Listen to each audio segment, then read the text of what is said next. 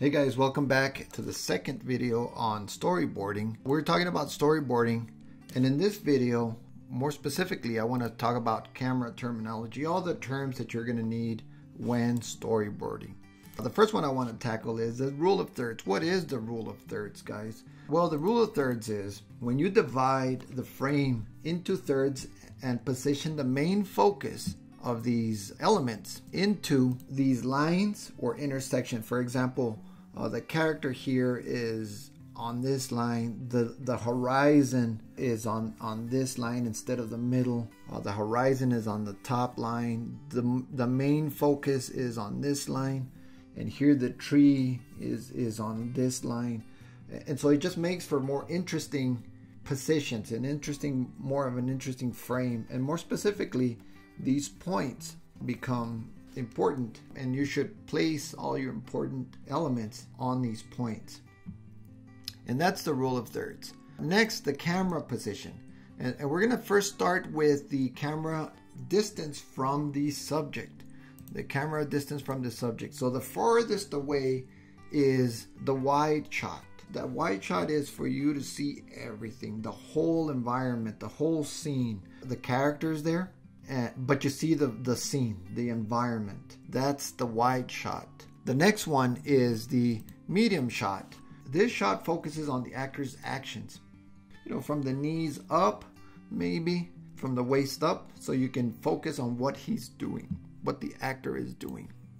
The next one is the close-up shot.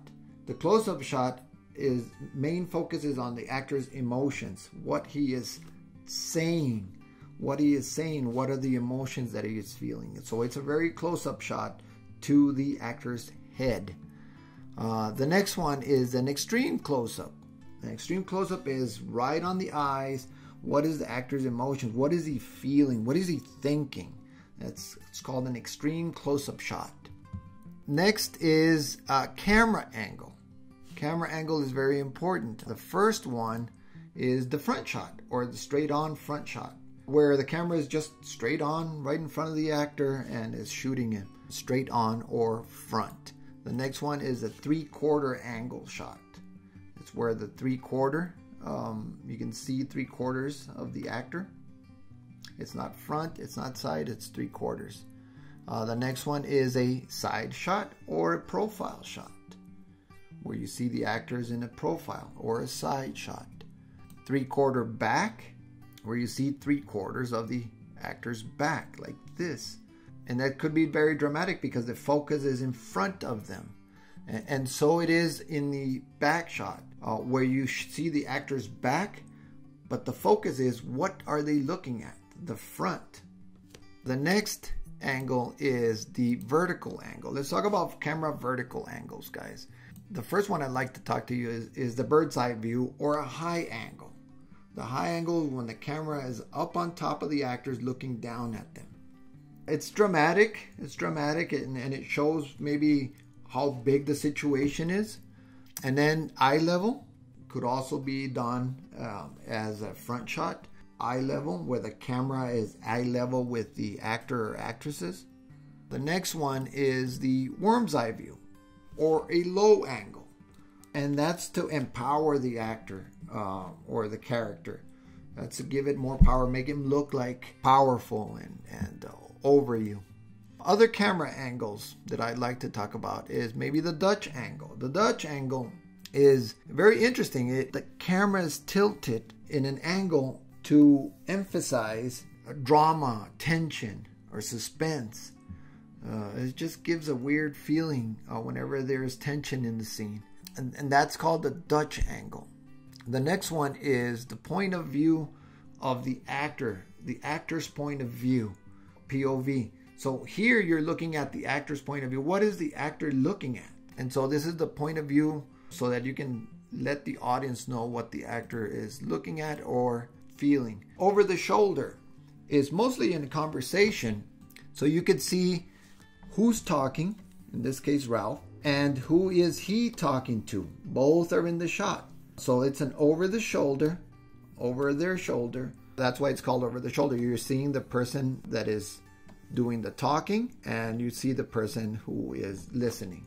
It's an over-the-shoulder shot. Very important, very widely used also. Next, I'd like to talk about moving camera shots, when the camera is actually moving. And the first one is a tilt.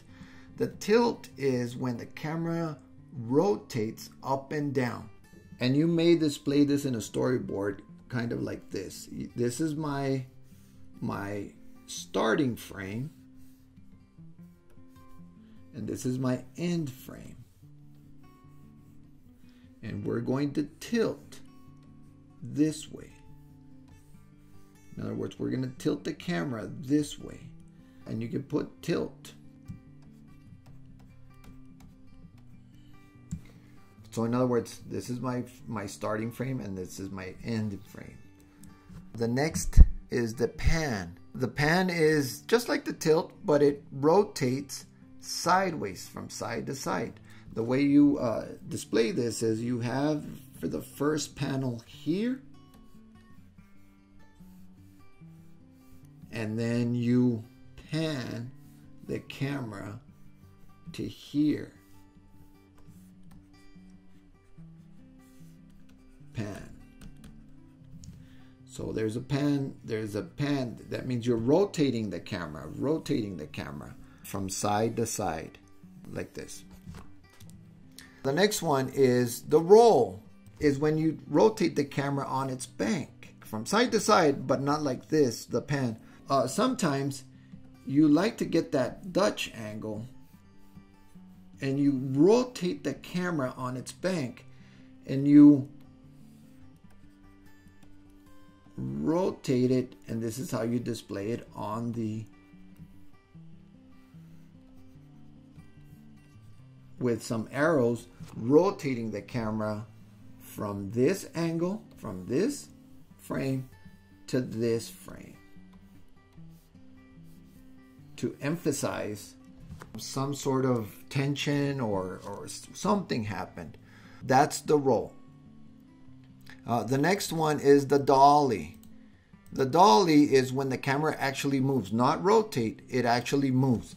So the way you display this on the storyboard is when you move front to back, front to back.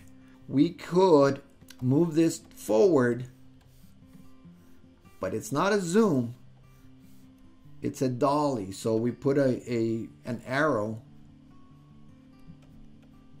here and we say dolly. Dolly to move the camera forward. The next one is the truck. And the truck is when we move the camera side to side, but we actually move it. We don't rotate, we move. So if there is a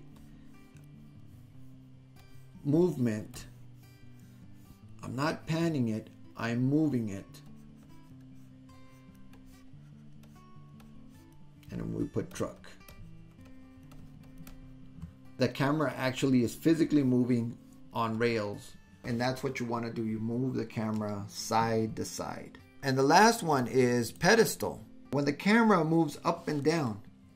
For example, the camera moves up and down in this instance on a pedestal. So let's say you have your start frame right here. And the camera actually physically moves down to here. We would put a big arrow.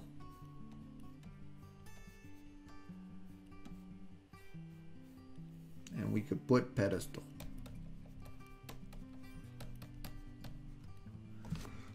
So the camera moves up and down on a pedestal.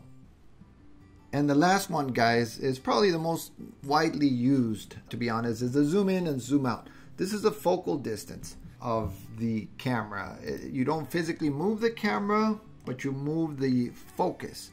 So how do you do a zoom in? This is the end frame. It's almost exactly like the dolly.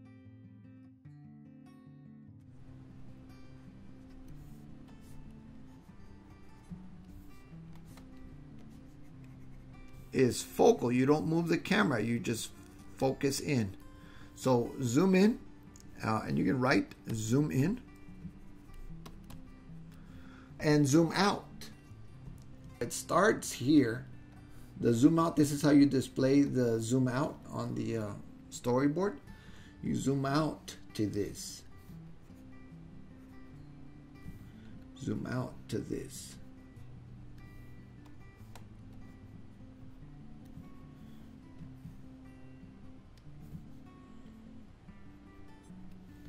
So it starts here, this starts here, and then it zooms out to this. Zoom out. And then zoom in. You start from here and then you zoom into this.